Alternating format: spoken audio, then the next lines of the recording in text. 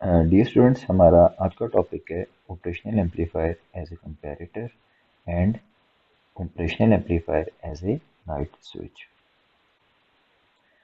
अच्छा, operational amplifier के बारे में आप ये पहले से जानते हैं कि ये एक ऐसा इंस्ट्रूमेंट है जिसका जो ओपन लूप गेन है वो बहुत ज़्यादा हाई होता है, यानी कि 10⁵ होता है। इसलिए अगर इसकी दोनों इनपुट्स में थोड़ा सा भी डिफरेंस हुआ तो आउटपुट पे ये जो ऑपरेशनल एम्पलीफायर है ये सैचुरेशन में चला जाता है। इसका मतलब क्या है कि अगर आपकी V प्लस V माइनस से थोड़ी भी ज़्यादा हुई तो आउटपुट प्लस VCC हो जाएगा, और अगर V माइनस V प्लस से थोड़ी सी भी ज़्यादा हुई तो आउटपुट V माइनस हो जाएगा, माइनस VCC हो जाएगा।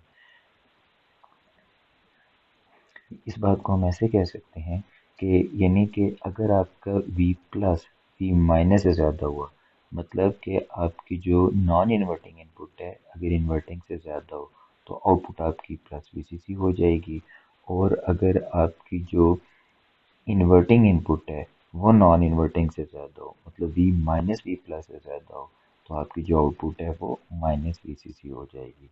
तो इस तरह हम दो वोल्टेजेस को कंपेयर कर सकते हैं। मतलब अगर मेरी आउटपुट जो है वो माइनस VCC हो जाए तो इसका मतलब ये होगा कि जो मेरी इन्वर्टिंग इनपुट है यानी V माइनस वो मेरी नॉन इन्वर्टिंग इनपुट से ग्रेटर है, और अगर आपकी जो आउटपुट है वो प्लस VCC आ जाए तो इससे आपको पता चल जाएगा कि जो आपकी नॉन इन्वर्टिंग इनपुट है V प्लस वो ग्रेटर होगा आपकी इन्वर्टिंग इनपुट V माइनस से। तो इस तरह हम दो वोल्टेजेस को आपस में कंपेयर कर सकते हैं। अब ये हमारे बुक में सर्किट है operational amplifier as a comparator. इसमें अगर आप देखें कि जो आपकी नॉन इन्वर्टिंग इनपुट है यानी V प्लस, वो यहाँ पे हमने एक रेफरेंस वोल्टेज की इक्वल ले ली है, VR की इक्वल ले ली है, जबकि जो हमारी V माइनस है उस पे हमने एक वोल्टेज V अप्लाई कर दी है। और ये जो वोल्टेज है ये क्योंकि एक पोटेंशियोमीटर के क्रॉस आपको मिल रही है तो इसलिए आप इसकी वैल्यू को चेंज कर सकते हो। मिसाल के तौर पे अगर मैं क्या करता हूँ कि मैं इस टर्मिनल को ऊपर की तरफ मूव करता हूँ तो ये जो रेजिस्टेंस है इस पोर्शन की, अब ज़ाहिर है इस पोर्शन की लेंथ बढ़ जाएगी और इसकी रेजिस्टेंस भी क्या हो जाएगी ज़्यादा। जब रेजिस्टेंस ज़्यादा हो जाएगी तो वोल्टेज V भी क्या हो जाएगी ज़्यादा, और जैसे ही ये वोल्टेज V आपकी इस रेफरेंस वोल्टेज वी आर से ग्रेटर होगी तो क्या होगा, आपकी आउटपुट क्या हो जाएगी जी, क्योंकि वी माइनस के बराबर है। तो जैसे ही ये वी आर वी प्लस से ग्रेटर होगा तो आउटपुट हमारी negative saturation V minus VCC हो जाएगी। और इसी तरह अगर ये जो टर्मिनल है इसको मैं नीचे की तरफ मूव करता हूँ, ठीक है, और अगर मैं इस टर्मिनल को नीचे की तरफ मूव करता हूँ तो ये जो रेजिस्टेंस है इन दोनों पॉइंट्स के दरमियान ये क्या हो जाएगी, जैसे ये नीचे की तरफ मूव करेगा ये रेजिस्टेंस क्या हो जाएगी, कम हो जाएगी। रेजिस्टेंस कम होने से ये जो वोल्टेज V है ओम्स लॉ के मुताबिक ये भी कम हो जाएगी, और जैसे ही ये वोल्टेज V हमारे से रेफरेंस वोल्टेज से कम हुई, ठीक है, तो अब हमारा V माइनस V प्लस से कम हो जाएगा।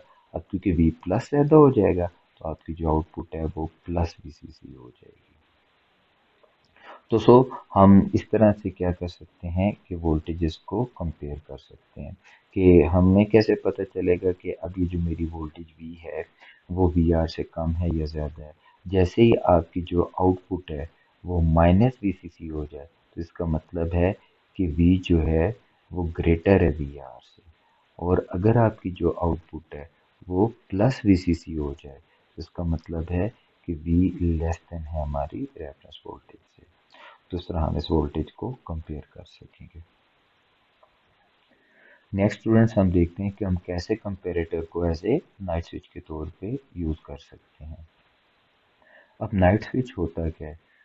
नाइट स्विच एक ऐसा सर्किट है कि जो क्या करता है ऑटोमेटिकली रात के टाइम पे लाइट को ऑन कर देता है, जबकि दिन के टाइम पे जो लाइट को ऑटोमेटिकली ऑफ कर देता है। मतलब ये बेसिकली एक ऑटोमेटिक स्विच के तौर पे काम करता है। इसकी वर्किंग को समझने से पहले स्टूडेंट्स हमें पोटेंशियल डिवाइडर अरेंजमेंट को दोबारा से रिकॉल करना है। आप जानते हैं कि कोई भी जो सीरीज सर्किट होता है, मिसाल के तौर पे जैसे ये दो रेजिस्टर्स R1 और R2 आपस में सीरीज में कनेक्टेड हैं एक बैटरी के क्रॉस जिसकी वोल्टेज है V। तो सीरीज सर्किट जो होता है ये पोटेंशियल डिवाइडर अरेंजमेंट होती है क्योंकि ये वोल्टेज को डिवाइड करता है जबकि करंट क्या रहता है सेम। इसी तरह जो पैरेलल सर्किट होता है उसमें वोल्टेज सेम रहती है जबकि करंट डिवाइड होता है। तो parallel circuit basically current divider circuit होता है और सीरीज सर्किट जो होता है ये पोटेंशियल डिवाइडर सर्किट होता है। तो सपोज मेरी बैटरी की वोल्टेज है V, इस वोल्टेज का कुछ हिस्सा इधर ड्रॉप होगा, इस वोल्टेज को मैं V1 कह देता हूँ, कुछ हिस्सा R2 के क्रॉस ड्रॉप होगा, इसे मैं V2 कह देता हूँ। अब क्योंकि ये दोनों सर्किट रजिस्टर सीरीज में है तो इन दोनों में जो करंट होगा I वो सेम रहेगा। अब अगर मैं ये देखना चाहता हूँ कि V1 कितनी है तो ऑब्वियसली जो V1 वोल्टेज होगी वो इक्वल होगी ओम्स लॉ के मुताबिक V होता है IR के बराबर। अब रेजिस्टेंस R1 में करंट कितना है I और इसकी रेजिस्टेंस कितनी है R1, तो V1 किसके बराबर हो गया IR1। अब I इस सर्किट का टोटल करंट है। अब टोटल करंट जो होता है ओम्स लॉ ये भी कहता है ये total voltage over total resistance होता है। अब इस सर्किट की टोटल वोल्टेज है ये बैटरी की वोल्टेज V, और क्योंकि ये सीरीज सर्किट है और सीरीज में टोटल रेजिस्टेंस हम ऐसे निकालते हैं कि सारे रेजिस्टेंसेस को ऐड कर देते हैं तो उसकी टोटल रेजिस्टेंस हो जाएगी R1 प्लस R2। तो लिहाजा टोटल करंट हमने कैसे निकाला, total voltage over total resistance, और टोटल वोल्टेज यहाँ पे V है और टोटल रेजिस्टेंस क्योंकि ये दोनों रेजिस्टेंस सीरीज में है तो R1 प्लस R2 है। तो सो स्टूडेंट्स ये इसी तरह मैंने V और R1 प्लस R2 निकाल लिया और ये आपका R1। अच्छा इस R1 को इधर लें V को इधर लें तो ये बन गया R1 over R1 plus R2 into V, तो ये V1 हो गया। तो आपने यहाँ से ये देखा कि अगर दो रजिस्टर सीरीज में कनेक्टेड हो तो जिस रजिस्टर के क्रॉस आपने वोल्टेज निकालनी है, जैसे यहाँ पे मैंने R1 के क्रॉस वोल्टेज निकालनी थी V1, आप उसकी रेजिस्टेंस को डिवाइड कर दो टोटल रेजिस्टेंस के साथ कॉम्बिनेशन के, और जितनी उस कॉम्बिनेशन के क्रॉस वोल्टेज अप्लाई की है उससे मल्टीप्लाई कर दो।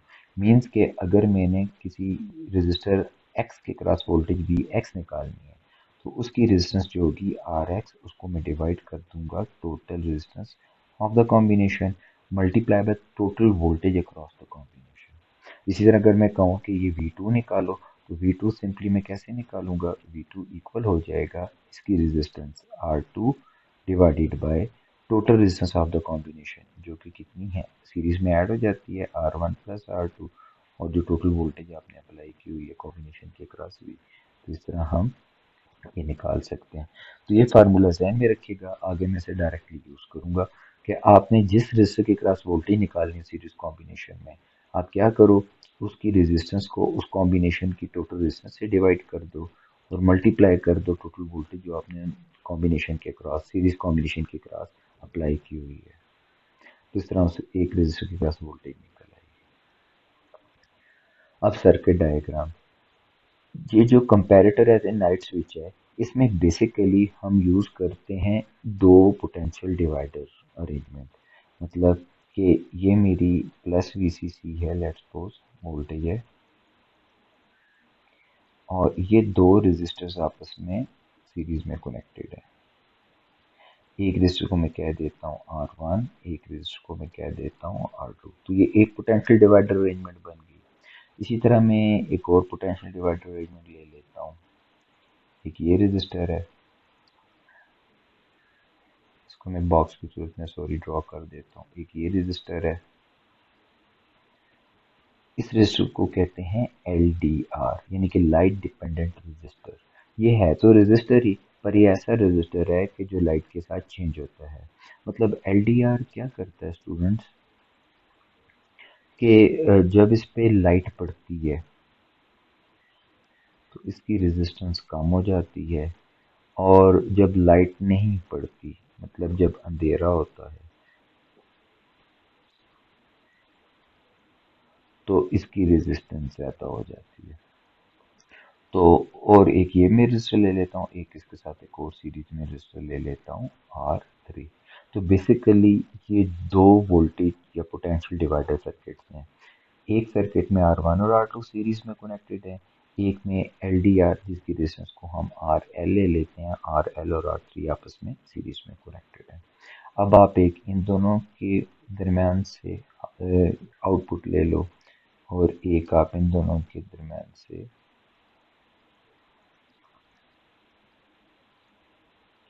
जो कनेक्शन ले लो। इन दोनों कनेक्शंस को आप जो आपका ऑपरेशनल एम्पलीफायर है उसके इनपुट टर्मिनल्स के साथ जोड़ दो। ये इसकी आउटपुट है वी नॉट।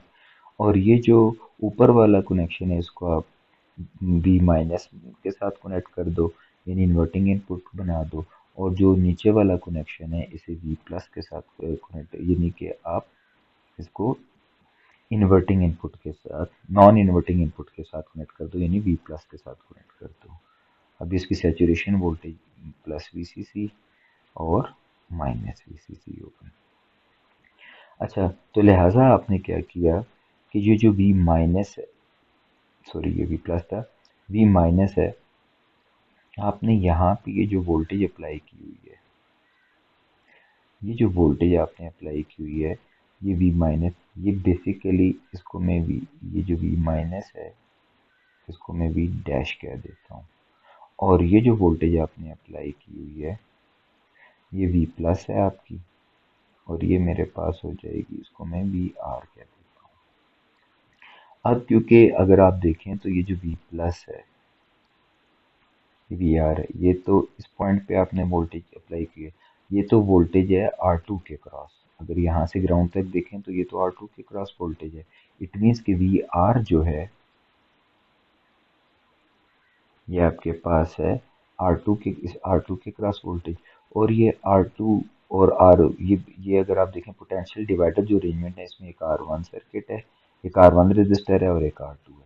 और टोटल वोल्टेज इनके क्रॉस कितनी है VCC। अब R2 के क्रॉस जो वोल्टेज होगी वो किसके बराबर होगी, R2 divided by total resistance of the combination R1 plus R2 multiply by total source voltage VCC। इसको मैं इक्वेशन 1 कह देता हूँ। अच्छा, इस तरह अगर मैं देखूं ये जो V डैश है मेरे पास, ये V माइनस के बराबर है, और ये वोल्टेज किसके क्रॉस है, ये R3 के क्रॉस वोल्टेज है। अब ये R3 और RL दोनों आपस में किसमें है, सीरीज में है, और इनके क्रॉस टोटल वोल्टेज भी कितनी है, VCC है। तो लिहाजा अगर मैंने R3 के क्रॉस वोल्टेज फाइंड करनी है तो मैं क्या करूँगा, R3 की रेजिस्टेंस को डिवाइड कर दूंगा total resistance of the combination, और इस कॉम्बिनेशन की टोटल रेजिस्टेंस होगी R3 प्लस RL, और टोटल वोल्टेज कितनी है, यही VCC।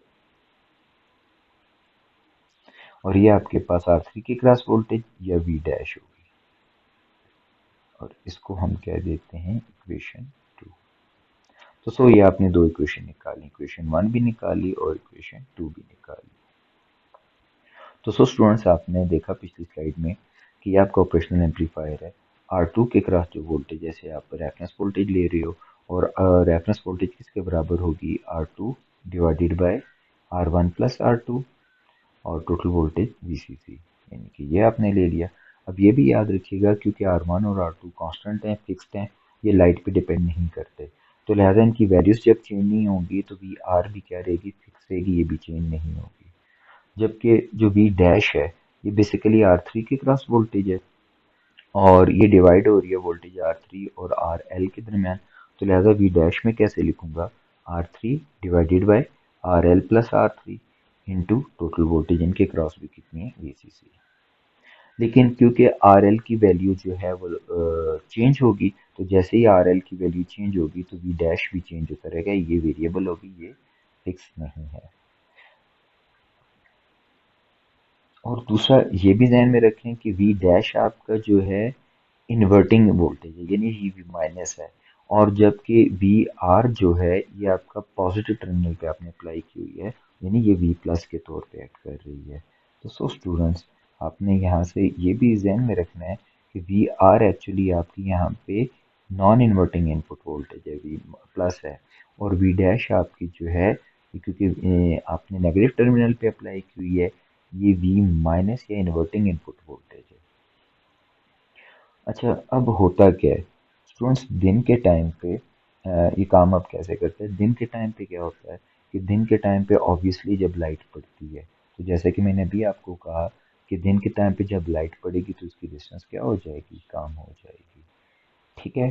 हाँ, इससे पहले हम ये बात डिस्कस करें, हम एक वैल्यू अज्यूम कर लेते हैं कि टोटल जो हमारे पास वोल्टेज है वीसीसी, लेट्स सपोज वो 10 वोल्ट है। और मैं ये भी अज्यूम करता हूँ कि R1 और R2 आपस में इक्वल है, तो 10 वोल्ट इक्वली इन दोनों में डिवाइड हो जाएंगे। लेट्स सपोज इधर 5 वोल्ट डिवाइड हो जाए होगी वोल्टेज, इधर भी 5 वोल्ट। तो लिहाजा मेरी जो वी आर है वो कितना हो गया, 5 वोल्ट। R2 के अक्रॉस जो वोल्टेज है वही मेरा वी आर है। तो R2 मेरे पास फिक्स है, ये 5 रहेगी। लेकिन जो आपके पास दूसरा केस है, दूसरा पोटेंशियल डिवाइडर है RL और R3। याद रहे यहाँ पे दो पोटेंशियल डिवाइडर हैं, एक R1 और R2, ये आपस में सीरीज में कनेक्टेड है और एक पोटेंशियल डिवाइडर अरेंजमेंट बनाते हैं। दूसरा RL और R3, ये भी आपस में सीरीज में कनेक्टेड है और ये भी एक पोटेंशियल डिवाइडर अरेंजमेंट बनाते हैं। अच्छा, तो मैंने ये ज्यूम किया कि R1 और R2 आपस में इक्वल हैं, तो इनके क्रॉस वोल्टेज ड्रॉप भी क्या होगा, इक्वल। तो लिहाजा अगर टोटल वोल्टेज हमने 10 वोल्ट अप्लाई की हुई है, तो रेजिस्टेंस इक्वल होने की वजह से R1 और R2 की क्रॉस वोल्टेज भी इक्वली डिवाइड हो जाएगी, यानी 5 और 5, और इन दोनों का सम टोटल 10 रहना चाहिए। अच्छा, अब दूसरे पोटेंशियल डिवाइडर अरेंजमेंट में आ जाते हैं, जिसमें R3 है और ये RL है। अब दिन के वक़्त क्या होता है? दिन के वक़्त जो है, क्योंकि हमारे पास लाइट पड़ती है तो आरएल की वैल्यू कम हो जाती है, तो इसकी रेजिस्टेंस भी कम हो जाएगी। अब सीरीज सर्किट में क्योंकि करंट सेम रहता है, ओम्स लॉ कहता है V equal to I R. अगर करंट कांस्टेंट रहे तो V और R में कौन सा रिलेशन हो जाता है, डायरेक्ट। अगर रेजिस्टेंस कम होगी तो वोल्टेज भी क्या होगी, कम।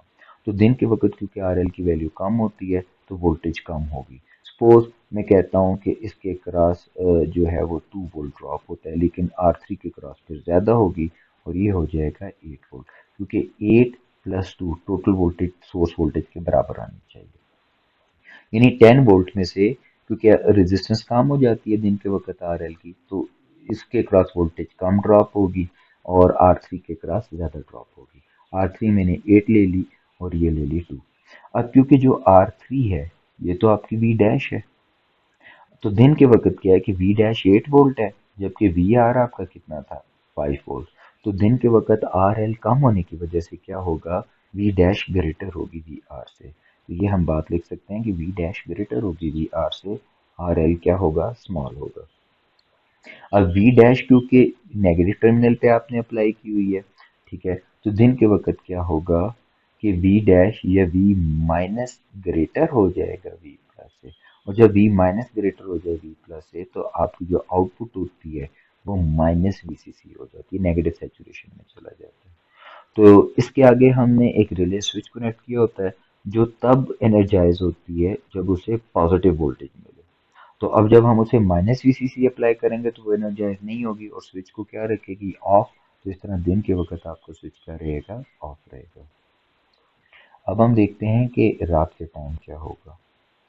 अच्छा स्टूडेंट्स, रात के टाइम पे क्या होता है, रात के टाइम पे आपको पता है, अच्छा ये बात उसी तरह याद रखी कि वीसीसी 10 वोल्ट है, इन दोनों की रेजिस्टेंस हमने R1 और R2 को इक्वल लिया हुआ है, तो लेसन के क्रॉस 5 वोल्ट इधर वोल्टेज डिवाइड होगी 5 इधर, यानी इन दोनों के क्रॉस वोल्टेज क्या रहेगी, सेम। अब रात के वक्त आर एल ज्यादा हो जाती है। अब ओम्स लॉ कहता है कि अगर करंट सेम हो तो वी और आर में डायरेक्ट रिलेशन होता है, अगर रेजिस्टेंस ज्यादा होती है तो वोल्टेज भी क्या होगी, ज्यादा। तो लिहाजा रात के वक्त इस 10 में से आर एल के क्रॉस ज्यादा वोल्टेज ड्रॉप होगी और आर थ्री के क्रॉस कम ड्रॉप होगी। अब मैं अज्यूम करता हूँ कि रात के वक्त इधर 8 वोल्ट ड्रॉप होती है और इधर फिर कितनी होगी, 8 में कितना जमा करूँ तो 10 आता है, 2। तो यहाँ पे 2 वोल्ट होगी, यानी कि रात के वक्त आपकी वी डैश हो जाएगी 2 वोल्ट, जबकि वी आर कितनी है, 5। तो रात के वक्त वी आर ग्रेटर हो जाएगा, जो है वी डैश वी आर से कम हो जाएगी, या वी आर ग्रेटर हो जाएगा वी डैश से। अब वी डैश जब कम हो जाएगी, वी आर ग्रेटर होगा, वी आर तो वी प्लस है, लिहाजा रात के वक्त वी प्लस ग्रेटर हो जाएगा वी माइनस से। तो आपकी जो आउटपुट है वो क्या हो जाएगी, प्लस वीसीसी। तो रात के वक्त आपकी आउटपुट प्लस वीसीसी हो जाएगी। और इसके जो आउटपुट है इसके साथ, क्योंकि आपने रिले को कनेक्ट किया हुआ है और आपको मैंने बताया कि वो तभी एनर्जाइज होगी जब उसे पॉजिटिव वोल्टेज मिले, तो जब उसे रात के वक्त पॉजिटिव वोल्टेज मिलेगी प्लस वीसीसी, वो एनर्जाइज हो जाएगी और स्विच को क्या कर देगी, ऑन कर देगी। तो इस तरह आपका जो बल्ब होगा वो रात को ऑन हो जाएगा और ऑटोमेटिकली दिन को ऑफ रहेगा। अब ये इसकी एनिमेशन है सर्किट की कि जब दिन के वक्त क्या होता है, दिन के वक्त आपकी आउटपुट लो होती है यानी कि माइनस वीसीसी होती है। और जब माइनस वीसी ये रिले स्विच है, ठीक है, तो आपका रिले स्विच यहाँ से देखें ओपन है, और जब ये ओपन होगा तो कोई करंट फ्लो नहीं करेगा, तो आपका बल्ब क्या होगा, ऑफ होगा। लेकिन जैसे ही क्या होगा, रात का टाइम आएगा, रात के टाइम में जैसे ही डार्क होगा आपकी आउटपुट हाई हो जाएगी। हाई का मतलब है आपकी आउटपुट क्या हो जाएगी, प्लस वीसीसी हो जाएगी। जैसे ही आपकी आउटपुट प्लस वीसीसी हो जाएगी, ये रिले एनर्जाइज हो जाएगी, ये स्विच को अट्रैक्ट करके इधर कनेक्ट कर देगी। इससे आप अगर देखें, अच्छा, ये रिले स्विच एनर्जाइज हो जाएगी और ये रिले स्विच इस स्विच को, सर्किट को क्लोज कर देगी, स्विच ऑन हो जाएगा और आपका बल्ब भी क्या हो जाएगा, ऑन हो जाएगा। तो इस तरह दिन के वक्त ये इसको रिले क्या करेगी, ऑफ रखेगी, और रात के वक्त एनर्जाइज होके ऑन कर देगी। Thank you very much. ये था हमारा आज का टॉपिक।